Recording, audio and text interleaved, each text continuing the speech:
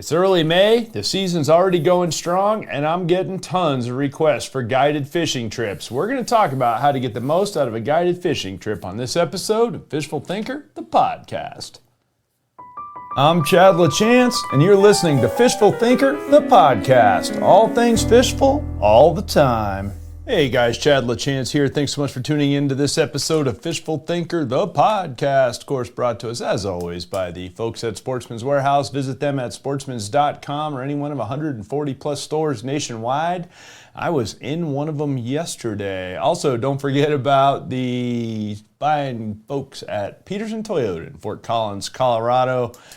Here to serve all your car and truck needs, and they are outdoorsmen themselves. Guys, it is May 2nd, I believe today is, and it is absolutely beautiful day, and I'm in the office slaving over a hot computer for at least another hour or so, and then we'll be outside and fishing. And there's a bunch of stuff going on right now this time of year, so this podcast is going to be a little bit all over the place, but primarily I want to talk about being guided, and I'll get to that here in just a minute. But it is early May, so I want to go over a couple housekeeping things real quick. First of all, send us requests. If there's something you want to hear or something you want to see, let me know. We're all about getting content that you want. If I know enough to share some information, I will. And if I don't, I will find somebody that does and share it that way. So I would appreciate that. Also, we have, for the third year in a row, the Fish a Day for the month of May going on. And it's just a lighthearted thing. It's not a formal thing. We do have a hashtag, Fish a Day May. But the reality is it's just a great time to be on the lake. And I've talked about this in other podcasts, or around the river or the pond or whatever. For me, around the lake is just a reference. But wherever you like to fish, May is a great time. And there's no reason that you should need an excuse to get outside. But if you do, just in case, Fish a Day May is an excellent one. So our goal is to catch one fish every single day for the whole month. Yesterday, I caught a very, very average smallmouth bass. It took me 2 casts to do it total. Now, admittedly, I caught him very close to my own house and my home lake, but it was raining and it was not a condition that I would have even gone outside and fished in, but I made a commitment and therefore I'm sticking to it, and that's the whole point of Fish a Day May, is to get you out wherever you are, take a little bit of time out of your day, stop on the side of the road at some pond or river you may be driving by, take 10 minutes after work, whatever you got to do to catch a fish every day. Sportsman's Warehouse is on board with that as well. Would love to see you guys post up some pics and tag us or hashtag Fish a Day May. That would be fantastic. Tag us at Fishful Thinker. But at any rate, hopefully you're getting out and doing that. Now, also on the house cleaning tidbit, I don't guide anymore. I quit guiding last year. I did it for 20 years professionally. Loved it, had a great time with it. I'm not going to lie to you and tell you that I loved every minute of it, but I did have a great time with it overall. And if I had it to do over, I would do it again. Having said that, I'm also don't miss it necessarily, because I think there's a giant misconception that guiding is just you go fishing, and that is not the case. And I should do a whole podcast about reasons to and to not get in the fishing industry. In fact, I probably will do that podcast now that I say that out loud at another date. But if you're going to get into guiding because you love to fish, that's not going to be the right answer. Let me just give you that little detail right now. And it's a job. No matter how you look at it, fishing is a job when you choose to do it to make money. And that aspect of fishing, of guiding, I don't miss, is the fact that I had to drum up business, which is no different than any other business I've been involved in over the years. I've sold real estate in the past, was a wholesale person in the mortgage and finance business, did lots of things. You got to drum up business, I get it, but it's harder to drum up guiding business for one. The other thing about it is you're at the mercy of everybody's schedule, and that, again, can be difficult. Anyone that's been self-employed can understand that. But on top of it, you're at the mercy of the weather and the whims of the fish and the managing agencies and the water levels and all of those things. And that aspect of it I don't miss. The part that I miss is the interaction with the people in the boats day in and day out. And when I say the people, it was a lot of people over all of those years. Some of them I could name and have become friends.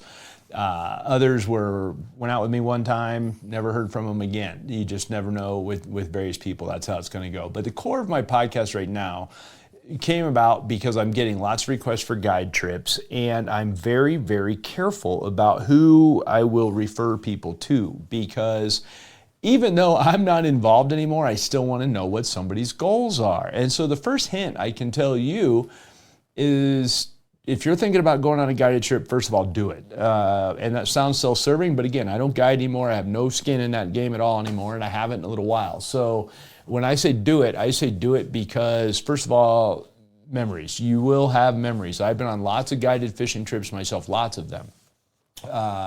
Even as a pro, I've gone out with tons and tons and tons of guides because of a whole bunch of different reasons. But I have been out with a lot of guides, some of which I just paid on my time off to same as you would.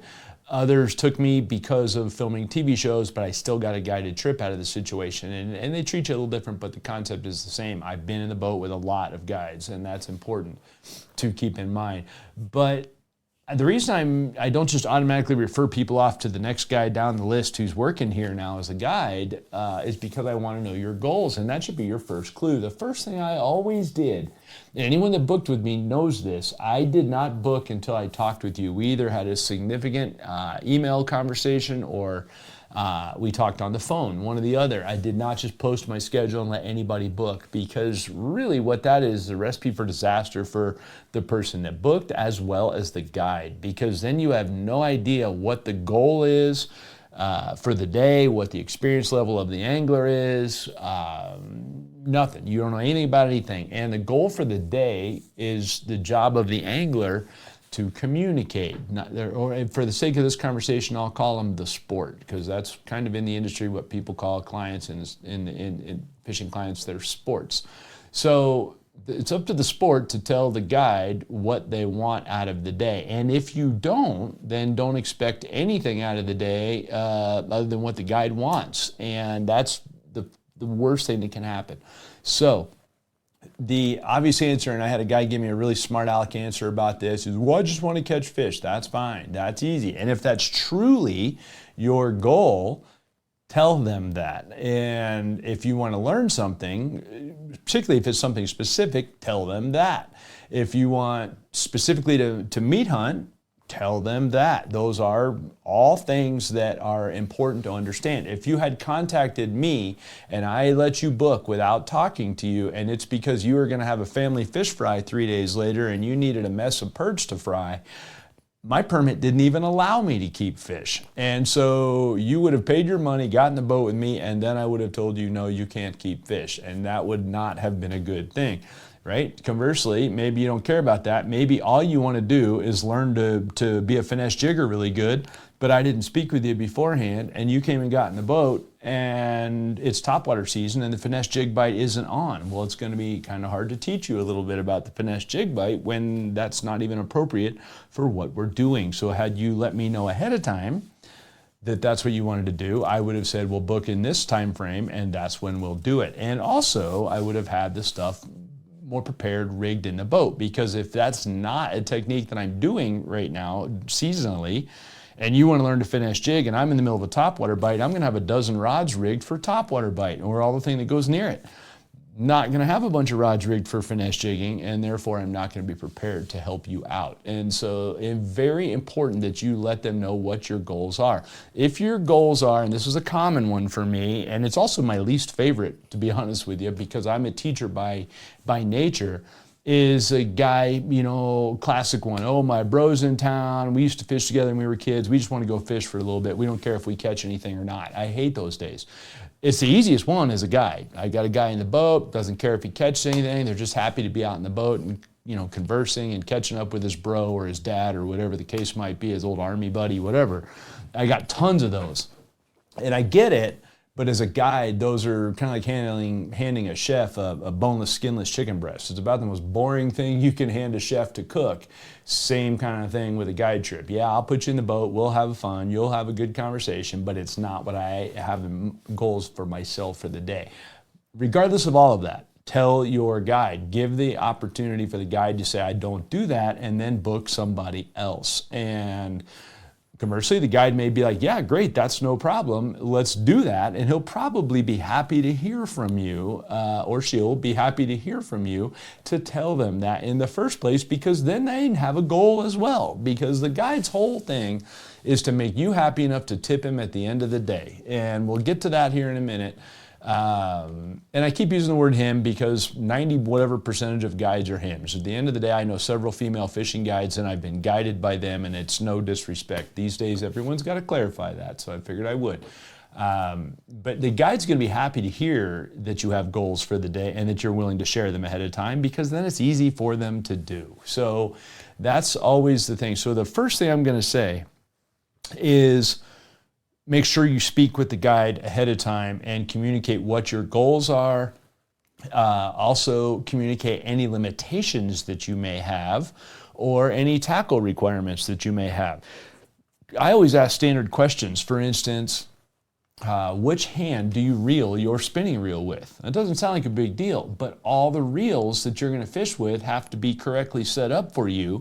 And if you don't tell me that ahead of time, then my reels might very well be set up for the last guy, and then you get to spend 10 minutes of your guide trip while I keep swapping reels back the other way, and it's even worse if casting tackle's involved. So little things like that will make all the difference. And here's a big one, and this is a big one. When you're having this conversation with the guide,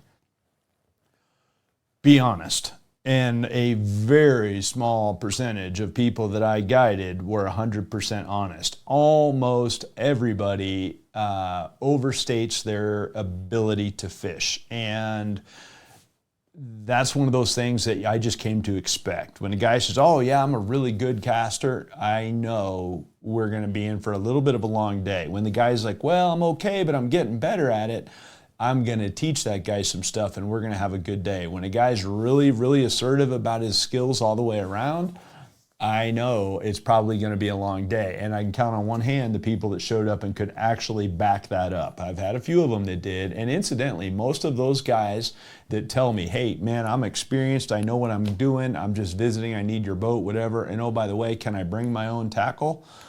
They know what's going on, because most of the time guide's tackle is not as good as a very high experienced angler's tackle might be.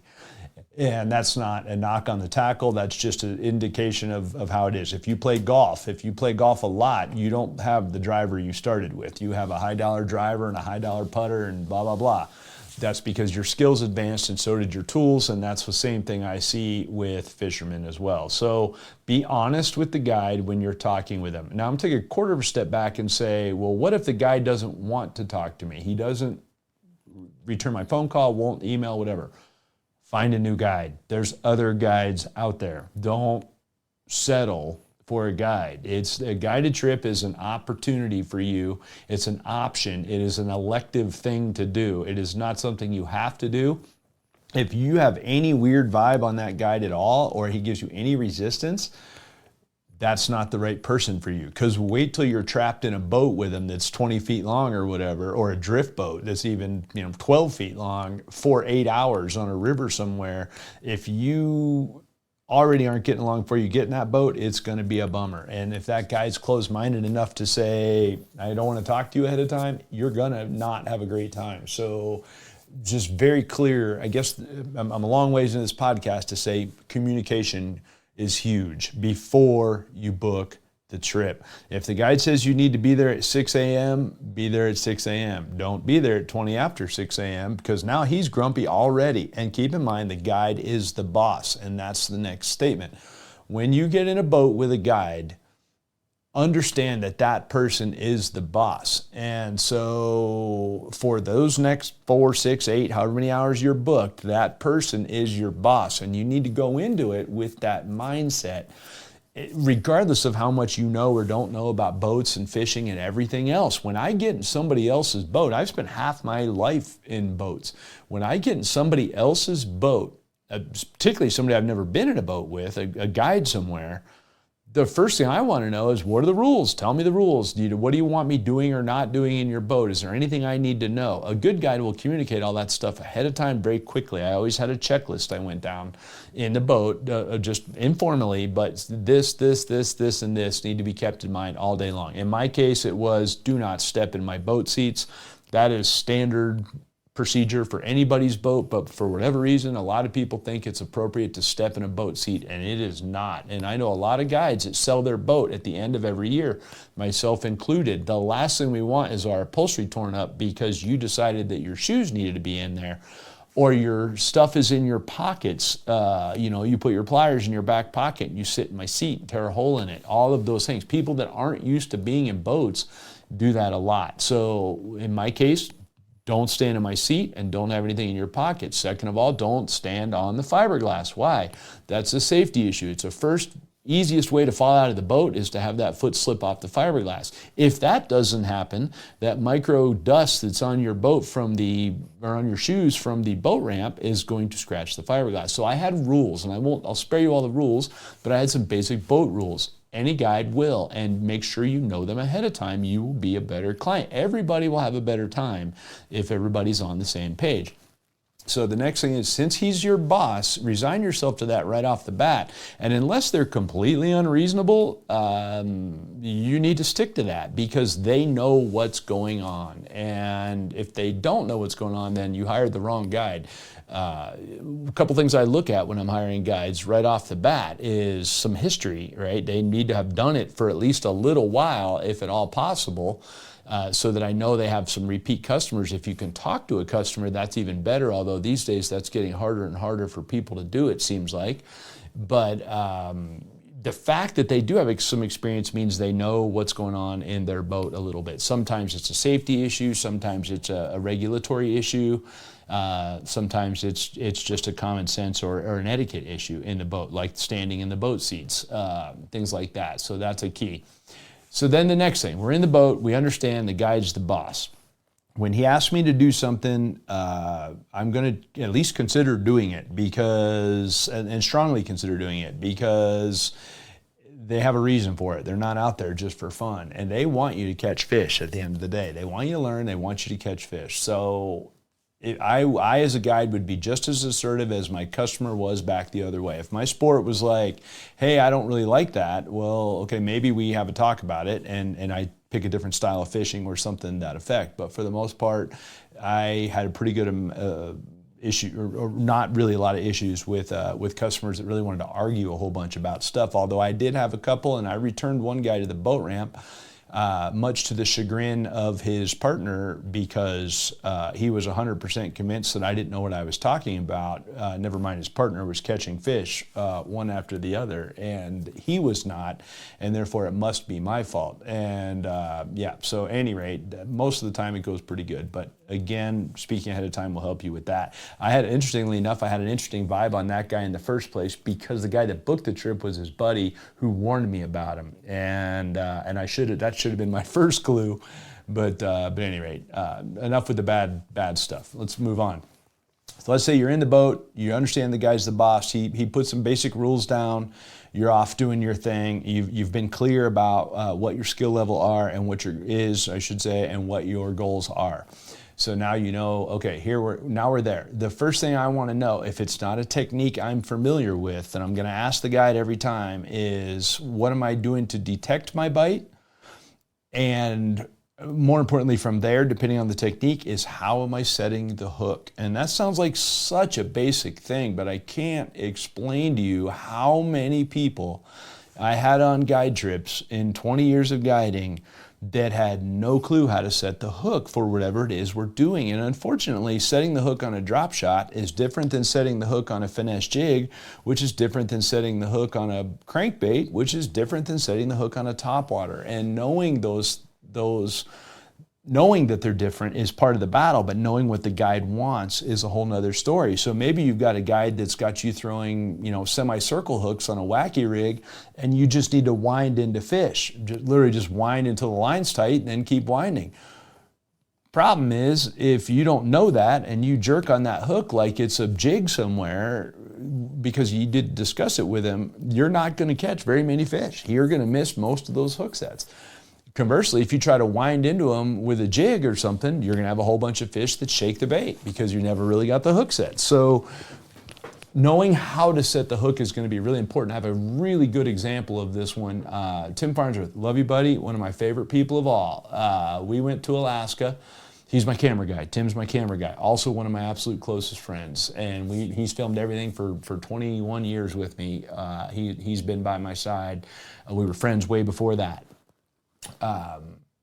He and I went to Alaska for his 50th birthday trip. We went and fished with the Alaskan Adventures with a guy named Dan Paul, and we filmed a couple TV shows while we were up there. We filmed for a couple days and then stayed and fished for 4 more days.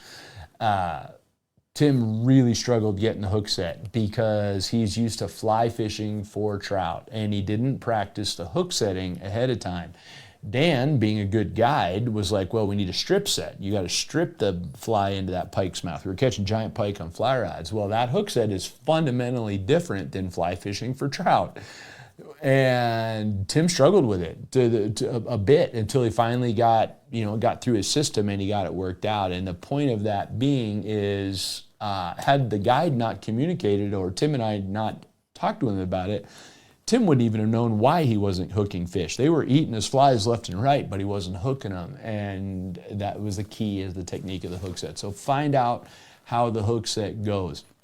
From there, that's the most fundamental question. Find that out. And then from there, drive your guide crazy with questions if you want to know stuff. If you want to know stuff and you've hired an even decent guide based on your phone interview or email conversations, whatever you did to communicate with the guide, based on that, you guys should already have a little bit of a rapport going. Ask them questions. Some of my favorite sports would show up with a full-on notebook and lists of questions, and I love that as a guide because by the time my 6 hours on the water is over, it happens so fast you don't even realize it went by because you're all day long immersed in studying fishing. So if you want to learn something, bring a whole bunch of questions for your guide. And then those questions, if you ask them well, will lead to other questions. So super important that you do that, that you ask questions, because a lot of guides aren't maybe the most personable people in the world. Maybe they don't know what you want as far as learning something. They don't want to be disrespectful to tell you things. I, on the other hand, am just a natural, I want to tell everybody everything. And if a guy already knows that, I'll move on to the next more advanced subject when it comes to fishing, right? It doesn't matter to me. I'll keep talking because it's in my nature, almost to a fault, or probably to a fault by most people's standards. But that made my favorite customers the ones who showed up with a whole bunch of questions. And just the opposite of the guy who showed up with his bro and just wanted to go hang out for the day in a boat. Again, that's nothing wrong with that, but make sure we're clear about that. And let me tell you this too. If you're going on a guided trip just to load the freezer, and I had people contact me for those on a regular basis, particularly in the middle of summer. Everybody wants to have a fish fry. We need a bunch of fish. That's not, in my opinion, the right reason to hire a fishing guide. Go buy a bunch of fish. If you're going to do that, fine, do that. But this conversation's almost not relevant to you, other than make sure that when you talk to the guy ahead of time, that A, you can keep him, and B, you're around him. And keep in mind, one of my biggest pet peeves when I hire a guide is a guide that tries to outfish me. And it's not because my ego can't handle it. It's because I'm paying them to teach me, guide me, do things, not fish in front of me. And I get it, particularly in bass fishing circles. A lot of guides want to fish ahead of the client. They're pre-fishing for tournaments or whatever the case might be. Make sure you know ahead of time that dude's going to do that, because I guarantee you that person has better skills than you do. And they're going to front end you, whether they do it on purpose or not. And what I mean by that is they're going to pick off fish you can't. And I've had guys say, oh, that's okay because they'll let me have the fish. Well, that's fine, but at least here in my home state, you can't have 2 limits of fish. So if you have any ability to catch your own, the guide should be making sure you caught your fish, not catching them for you. And you can only keep one limit a day, whether the guide gives them to you or you catch them yourself. You can't keep all of them, so that is illegal. And so again, if the guide's going to fish, you need to know that ahead of time and be okay with that. I had a lot of customers that forced me to fish. They would literally drill me like, hey, I'll learn more if I watch you do it. Fantastic. Then in that case, we will. I'll fish for just long enough for them to get the gist of it and then put the rod down. And then I'll go back to critiquing them from there or helping them from there, as the case might be. So the big thing for me is communication needs to be very clear up front. And that would also include of what their level of tackle is. And what their boat and stuff looks like, because that's not a given. I've been out with some guys when I got in the boat was like, holy schmoly, I can't believe this boat's even legal, because of what I would call safety issues, even crazy wiring stuff, fuel tanks leaking, all kinds of fun stuff. I would find out about the boat if at all possible. A big part of the reason that people hired me in the past was because they were getting ready to buy a new Ranger boat and they wanted to go out in one of the boats, and a guided trip gives them a full day to spend on the water in a similar boat to find out what it's going to do. Same thing with fishing tackle. A guy wants to spend a bunch of money on rods and reels. Go out with a guide and find a guide that has the similar style of fishing as you and go out with them and try how their tackle is and see what you like or you don't. That was a huge thing for me. A lot of people would do that with me and say, well, I'm trying to set up 6 rods for smallmouth fishing. Well, they come out with me and fish with 15 rods and figure out what they like and they don't like, and then go and spend their money intelligently. That's a good use of a guide trip right there. The other thing is, if a guy says, hey, you really ought to come out in July for what you want to learn instead of June, you probably take him up on that, or decide how bad you want to learn the other thing, not force the issue. Because in a lot of cases, at the end of the day, the guide cannot force the fish to do what they want, and getting bites will reinforce anything you're trying to learn. So yeah, I can learn how to cast without fish being there, but if I'm trying to learn about all the nuances of something, hook setting and bite detection are parts of it, and I need fish for that. And so if the guy's got a different time frame that he thinks you should go, and make sure of that. Now, here's the last thing, and then I want to talk a little bit about tipping. The last thing is this: don't show up underdressed. That happens so many times. It's always colder on the water than you think, and the guide's going to be dressed and he's going to stay out. Don't show up underdressed. I can't tell you how many people showed up underdressed. If you don't own appropriate gear, spend the money on the gear, not the guide trip, because making yourself comfortable on and around the water will lead to more fish than anything you learn on a guide trip. So if you really can't afford a good quality rain jacket, don't book a guided trip. Buy the rain jacket and fish in the rain. You'll be better off, and then book the guide trip later once your skills are a little farther or whatever. But that's my thing there. So show up prepared, and don't plan to argue with the guide a whole bunch about it. Make sure you're clear about food and drinks, what's acceptable, what's not. I had guys show up with, hey, can I bring a lunch cooler? Yeah, well, a 24-quart cooler is not a lunch cooler. Right? So you've got to keep those kind of things in mind as well, because the boat has limited space in it. And yes, I had people show up in full-size cooler or with full-size coolers to get in the boat. Also, check about alcohol. My permits did not allow alcohol in the boat. That was a county restriction. It had nothing to do with whether I approve or don't. My permit hinged on it. And again, that was a deal killer for some people. That's fine, but we talked about it ahead of time. If they'd have showed up with alcohol, I'd have made them leave it in the truck. And that would have made a rough start to a guide trip. So that's where that's at. So last thing I want to talk about here, people, well, actually, real quick before that, if at all possible, get a referral. If you're trying to book a guide trip and you can do it, get a referral from somebody else. That's the last thing I would say. Don't just post a random, hey, I'm looking for a guide trip, blah, blah, blah, on Facebook or whatever, because somebody's going to be like, yeah, I know this guy Mike's great. Well, it's Mike's little brother, Jimmy, who started guiding 2 weeks ago, and blah, blah, blah, right? So still, if you're going to go that route, make sure you contact them ahead of time. Last thing, tipping. I hate this, but it needs to be addressed because people even would flat out ask me in as many words. First of all, yes, tipping is optional, but keep in mind this. Most of the guides you're going to hire are going to be working for somebody else under that permit. So you might have paid them $500 or $600 for the day, but that guide's going to get 250 of it maybe less than that. I know a lot of outfits that keep 60 or 70% of the money because they're the ones pulling the permits and having all the insurance and all of the advertising and everything else that goes into booking guide trips. So it's understandable why they do, but just understand that the guide that took you out didn't make all that money.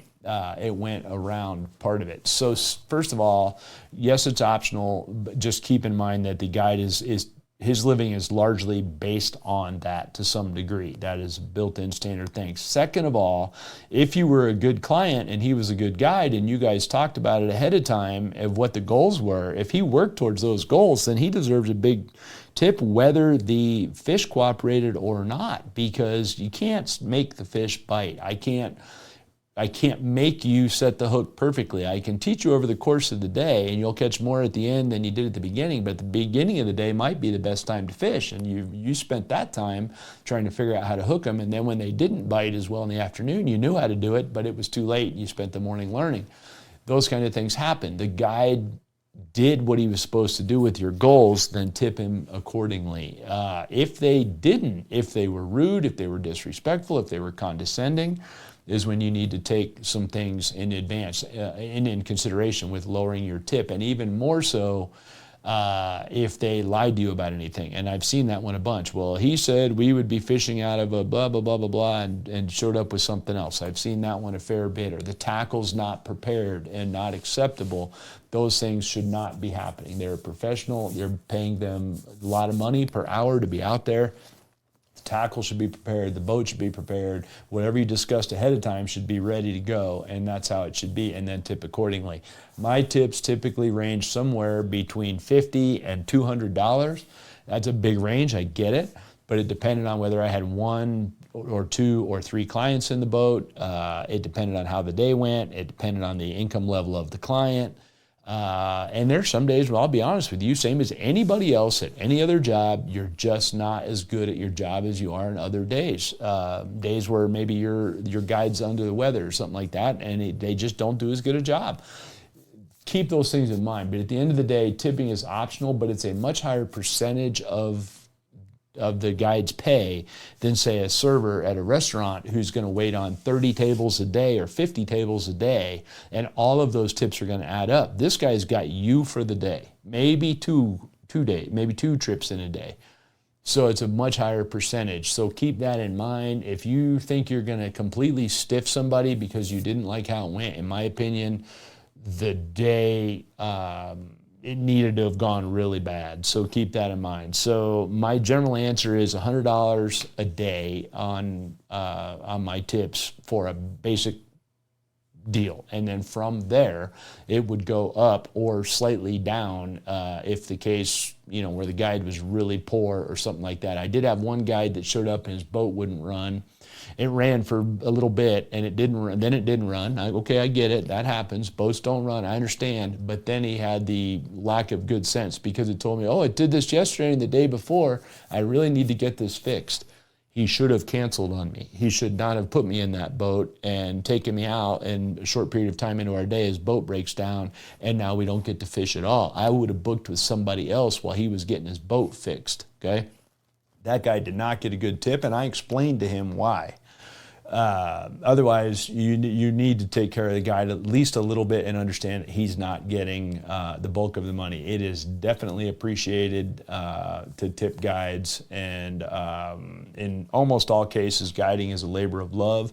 Nobody gets into guiding to get rich, I promise you that. And if they did, they're delusional. I can guarantee you that. So, at any rate, going a little long here, guys, so I'm going to shut this one down. I will do a whole podcast on the fishing industry from the other side of it. We'll look at this from the guide standpoint in case any of you are thinking about being a guide or in the industry in some way, shape, or form. So if you want to join the conversation, that's at Fishful Thinker, Facebook, Instagram, TikTok, and X, and especially the YouTube channel. Please check that out. And, of course, we're airing 6 days a week on World Fishing Network and 5 days a week on Altitude Sports Center entertainment. So thanks for listening. This has been Fishful Thinker, the podcast.